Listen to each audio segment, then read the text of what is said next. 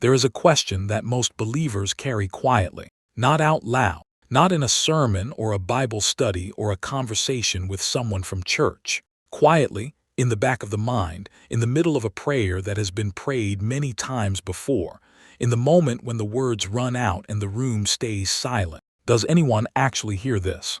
You have prayed for something for months, maybe years, a person who has not changed, a situation that has not moved, a door that has not opened, and you keep coming back because you were told to, because something in you believes it matters, because stopping feels worse than continuing. But underneath the faithfulness, there is an honest question you have never quite asked out loud. Where does it go? When you close your eyes and form words in the direction of heaven, what happens on the other side? Is there a moment of arrival? Is there a record somewhere? Or does the prayer leave your lips and dissolve into the silence, the way breath dissolves into cold air, visible for a moment, then gone? This is not a video about why God sometimes says no. This is not a video about how to pray more effectively or follow a better formula. This is a video about what actually happens on the other side of your prayer, in the moment your words leave your lips and cross into the unseen. Because the Bible does not leave that question unanswered.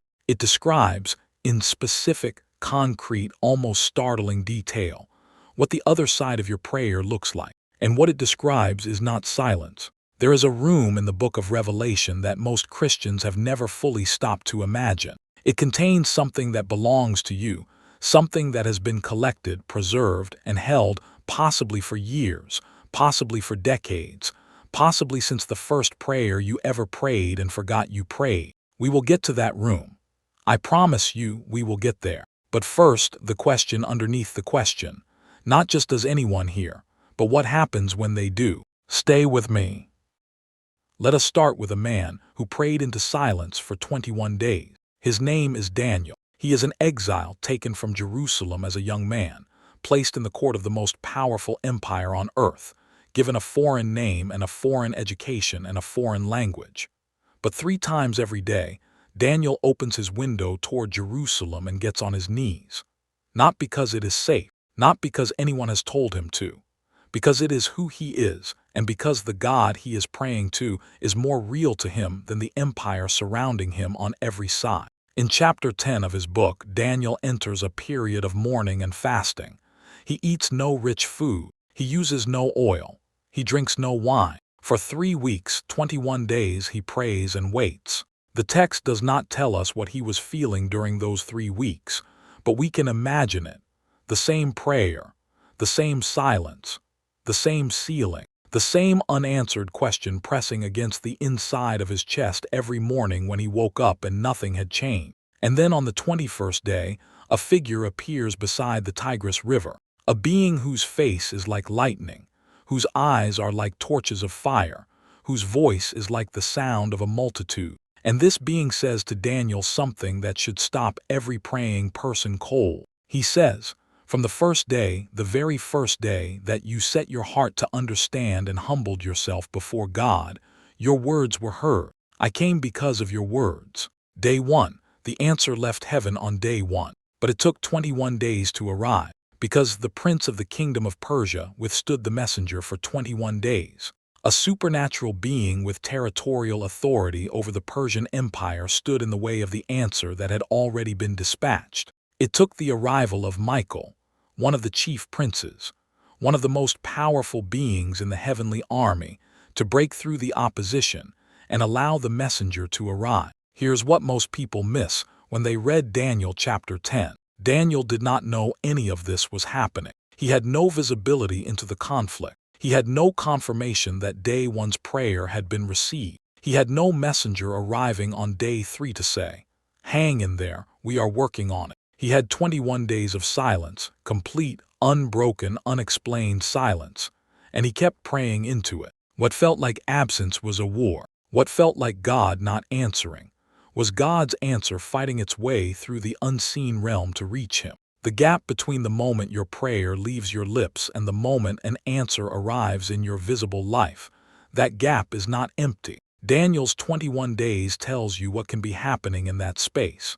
Things you cannot see, movements you cannot track, a response that was already in motion before you finished your first sentence. But it gets stranger. There is a woman in 1 Samuel chapter 1 who has been praying the same prayer for years.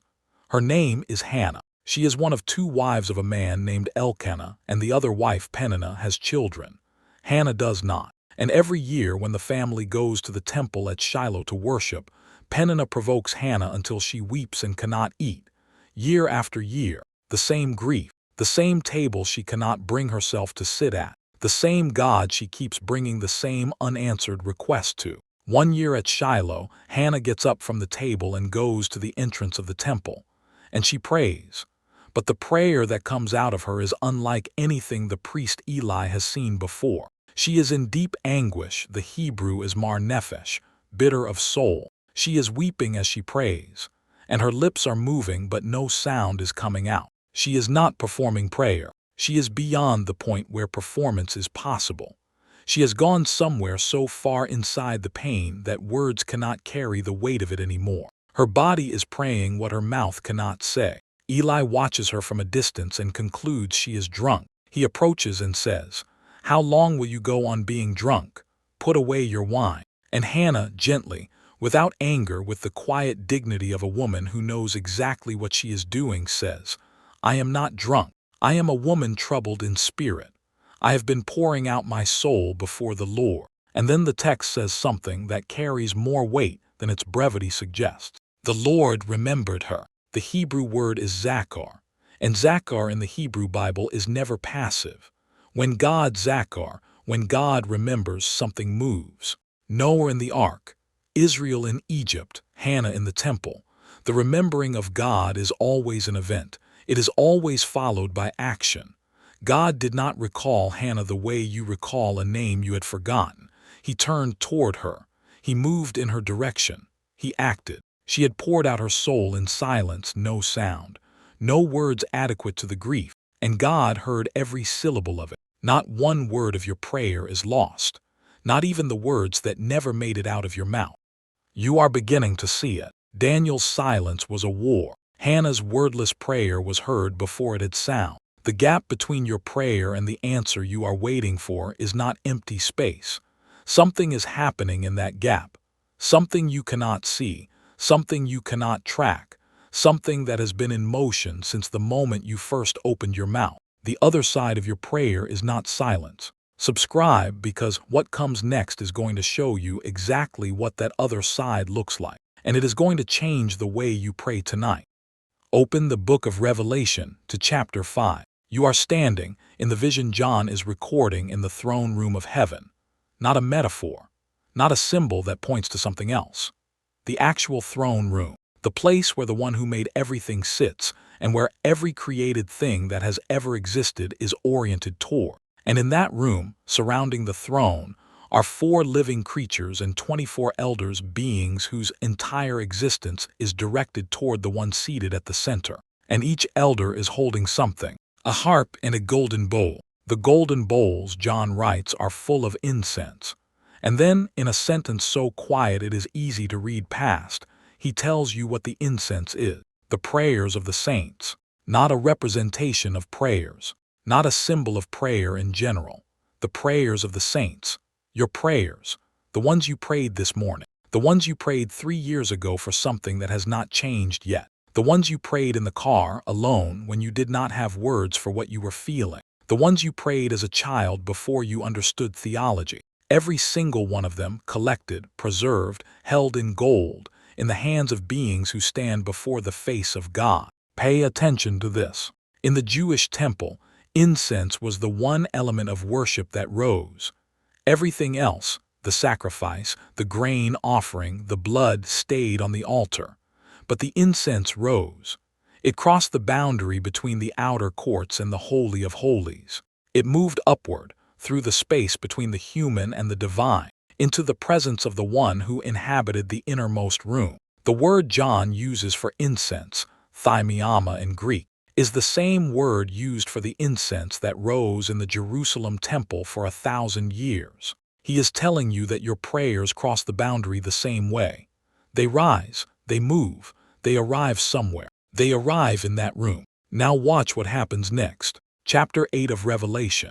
Another angel appears, this one standing at the altar with a golden censer. He is given much incense to offer along with the prayers of all the saints on the golden altar before the throne. And the smoke of the incense, together with the prayers of the saints, rises before God from the hand of the angel. And then the angel does something that should stop you completely. He takes the censer, fills it with fire from the altar, and throws it down to earth. Thunder, lightning, rumblings, and earthquake. The accumulated prayers of the saints, when they are released, shake the earth. What was collected quietly, offered faithfully, held patiently in golden bowls before the throne becomes fire, becomes thunder, becomes the kind of force that moves visible reality. Walter Wink, a theologian who spent decades studying the New Testament's language of power, wrote that history belongs to the intercessors, not to armies, not to governments, not to the people with the most visible influence, to the people who pray. Because prayer, in the biblical picture, is not a passive request sent to a distant God. It is participation in the actual governance of the universe. The fire that falls in Revelation chapter 8 does not originate in heaven alone. It originates in the golden bowls. It originates in what the saints prayed and kept praying and did not stop praying. Your prayer is not a small thing. It is combustible. And here is the part that changes everything about how alone you feel when you pray. Romans chapter 8. Paul writes that the Spirit helps us in our weakness. And then he says something extraordinary, that the Spirit himself intercedes for us with groanings too deep for words. When you do not know what to pray, when the grief is too large for language, when you open your mouth and nothing comes out, the Spirit takes what you cannot say and says it. Not instead of you, with you, through you. The wordless prayer that Hannah prayed in the temple, the one that had no sound, was not wordless before God. The Spirit was speaking what she could not. And Hebrews chapter 7. Jesus right now in this moment as you read this lives to make intercession for you. Not lived, not will live. Lives, present tense, active, ongoing. The resurrected Son of God is currently bringing your name before the Father. You have never prayed alone. You have never once sent your voice into an empty room. Every time you have opened your mouth to God, you were joining a conversation that Jesus was already having about you. E.M. Bounds wrote that prayer is not preparation for the work. Prayer is the work. He woke at 4 in the morning for the last 17 years of his life and prayed for 3 hours before the day began. Not because he was extraordinarily disciplined, because he had seen what was in the room, because he understood that the thing happening on the other side of his prayer was more real than anything happening on his side of it. 2 voices are praying for you right now. The Spirit, the Son, your voice makes 3. And now, that room I mentioned at the very beginning of this video, the one that contains something that belongs to you, something collected, something preserved, something held possibly for years, possibly for decades, possibly since the first prayer you ever prayed as a child in the dark before you fell asleep and forgot you prayed it. The room is the throne room of heaven. And what is being held in those golden bowls? By beings whose entire existence is oriented toward the face of God, is your prayers. All of them. The prayer you prayed at 3 in the morning when no one knew you were awake. The prayer you prayed for a person who has still not changed. The prayer you prayed so many times you eventually stopped counting. Not because you stopped believing, but because the counting became too heavy to carry. The prayer you prayed with tears and the prayer you prayed with no feeling at all. Just words pushed out by discipline on a day when faith felt far away. Every single one of them is in that room, not filed away, not archived in some distant storage of things God heard but did not prioritize, held, in gold, before the throne, by beings who do not forget and do not sleep and do not move on to something more urgent. Here's the part nobody tells you. We live in a world that has given us something no previous century had, the ability to know instantly whether our message was received. 2 blue check marks. The word seen. The timestamp of the moment someone opened what you sent. And when those marks do not appear, when you send something into silence and receive no confirmation, the uncertainty can be devastating. You start to wonder if the message arrived. You start to wonder if it was lost somewhere between you and the other person. You start to wonder if you should send it again, or if sending it again would seem desperate, or if the silence itself is a kind of answer. Prayer can feel exactly like that. You send, you wait. Nothing confirms receipt. The silence feels like absence. And the question that started as a whisper gets louder the longer the silence goes on. Revelation 5 verse 8 is the confirmation you never knew you had. Your prayer was not only received, it was held in gold, in the hands of beings standing before the face of God. The read receipt you never saw was always there. You just could not see the room it was sent to. Psalm 56 verse 8. David writes to God, "You have kept count of my tossings. Put my tears in your bottle. Are they not in your book?" God collects your tears. He counts your sleepless nights. He keeps a record of the restlessness you could not explain to anyone else. If he collects your tears, do you think he misplaces your prayers? The God who bottles your grief is the same God whose throne room holds your words in gold. Not one prayer lost. Not one night of crying into the dark unrecorded. Not one honest word spoken in the direction of heaven that did not arrive exactly where it was sent. Before I give you the 3 things I want you to carry out of this video, if this has opened something in you, subscribe and share it with someone who has been praying for a long time and is starting to wonder if it matters.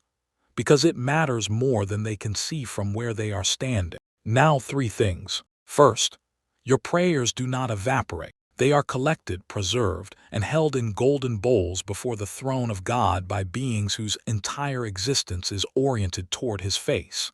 Every prayer you have ever prayed, including the ones you forgot you prayed, including the ones that had no words, including the ones you prayed in the dark when no one else knew you were awake, is in that room. Not one of them is missing. Second, you are never praying alone. The Spirit intercedes for you with groanings too deep for words when you do not know what to say. The Son is currently, actively, right now bringing your name before the Father. When you open your mouth to pray, you are joining a conversation that the Trinity is already having about you. Your voice makes 3. Third, and this is the one I want you to sit with tonight. Daniel prayed for 21 days into silence that was not silence, it was war. Hannah prayed with no sound and God heard every word. The next time your prayer feels like it is going nowhere, it is going somewhere you cannot see yet, and the room it is going to has been waiting for it. Has there ever been a prayer you prayed for years before you saw the answer, or are still waiting on right now? Tell me below. I read every single one. The other side of your prayer is not silence.